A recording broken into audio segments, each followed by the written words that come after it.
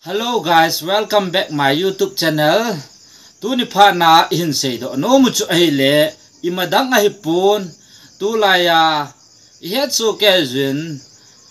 tham ni lin zong hin koi da tang ka ting ima chang video clip min jong koi da tang ka ting kalung gyal ke man kalung gyal neo khat gan sei ding ha en kalung gyal khan sei na chunga hi ka tu sei boy pi zo un lang anung lang background ho boy pi da vin lang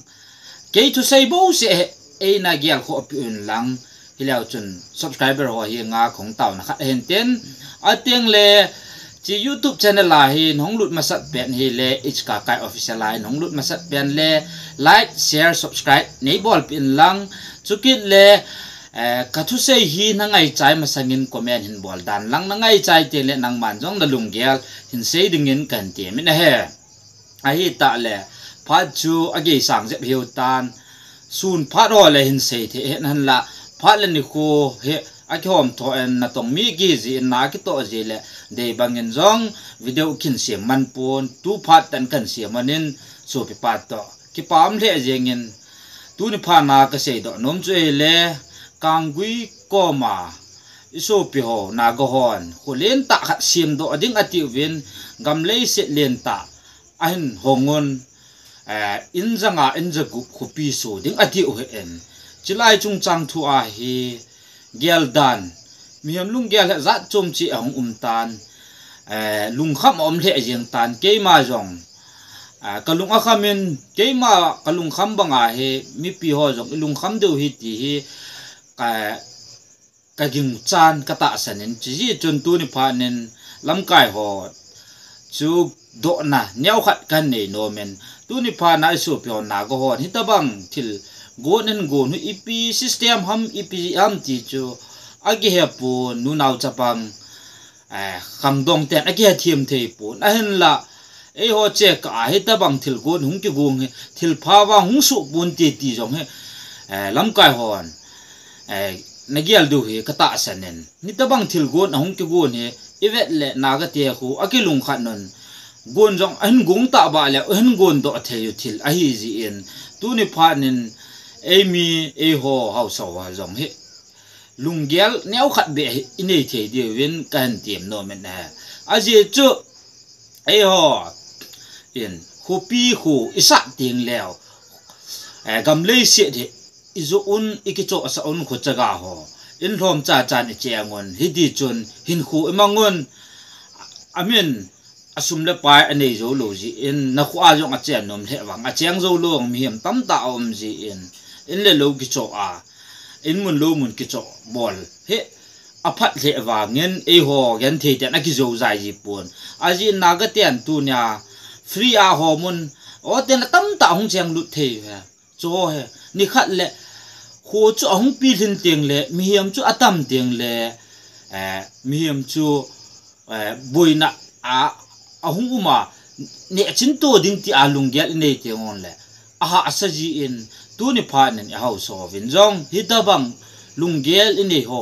in man lo mun zo a khu chaga khat lambe ki to yong he e ha bol lo di vin ke ma ala sam pen jong lan tim na kan nei ne hau so he nga an lai tabang na go hon thil en bol he lam kai hon ep mi pi a ko na pressure pi thei ham mi pin jong kapan na the le pangwing ka ting hiwing ka ting ke yong ke ma sa ta jong pang ka ting pan na the le ahan la tu na lam kai ho hen ipi mong mo ingai tu ham ti hi kalung akamen hitabang na go ho he tu lai ta lang against le na le ni tabang thil agongon e kido pi ding eng set eng kal abolon e ho thil doi le tu hi ama hon jong hin mu diu hi ti hoi ta evidence amu hi ta ji en e ho hen ichi thei ten anga jen e be teo he apha po ven tu ni pha na he lunggel ngai to he nei lo the e pon ke man jong thil ka sei thei poi ka he poi a hen la tu ni pha na chi thu ka za ni a ko nen kabun ne azong atui thei pon kalung a kham le jengen chapang ka he wangan ke bon kalung akhama kalung adon thei le lam kai ho na lung kham du le na lung don diu he kata sanin chi chun tu ni pha nen hi tabang thil go nan go ne ata ai a an mul so ta ba la ni khat le ho dinga I hung tha sam na theu thil hung lung khadam ti dol ngai tu na ji a ke man jong video kan si ma en chi chun tu ni pha nen ilam kai ho le inam sipai ho wen phari chan pan lau hitin hi tabang thil ki go ho he ni khat le ei ho dinga I boy na theu ei that ei man theu a hi ji en tu ni pha nen lunggel tha kengutin tha kengutin hi tabang thil gon ki go ho he ai theile bol sa daw ti ti hi ka dei sa ma jing khat a en an la ke man ka dei sa ma lang chu lo thing jong ding ai pon ei ho igi lung khat no wa tha khat na idin ko wa pan ila lo leo e ma he lo thing lo ding a en an la lo thin na ding chi piam til ei ho unity igi lung khat no anga jen tu nya lam kai isot do ho win lung tha ken wa he ta bang to gut anei ho hi a hi thei chana he bol sa lo di win ke ma ame mol ta le thasam ta jong lang dei dan le ngai dan sei thia ko si in ka ke pa en tu ni pha na lam kai te hon ge lu hitin ngai to tin I be teo cha lo he I vet le tu nya he ama ho hen nang ma na in sunga mi khat to hung han lak hung tha ta le na lung thai mong na dem ngai to te ke jong ka lung thai pon te na on na lung thai pon te chi chun tu ni pha na I be teo cha lo he I gel le di the isa mo ngun nam chi gel lo hai mo ha chi chun mi khat to hung han lang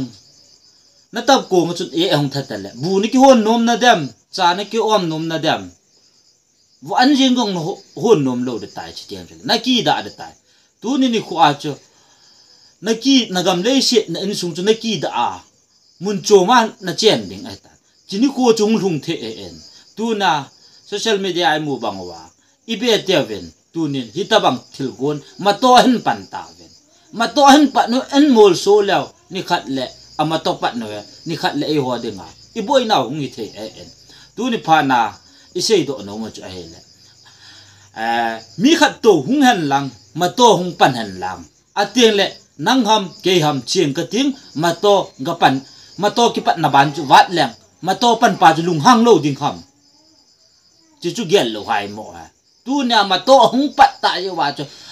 hung chi ding he tan hung chi kha le ni khat le kangpo pi district kanggui district he tu nin e ho khangin wang hung boy pon ti I tu cha te khang le na ka te I be te noi si a ni mi noi si a yum kha du ham ti gel lo hai mo ha ke man jong ka longa kham the jeng in tu ni pha nan I be te ve ma to pat ding tia to go nen nei wi chi ama ho jong na sat a pressure ki pe wa heta banga thil go nen nei we en men a thil go e ho I tin na ma jong le alo tin lel na dinga lampi na sata I gon wa pha lo ham ti lam kai ho do na kan de en tu ni pha na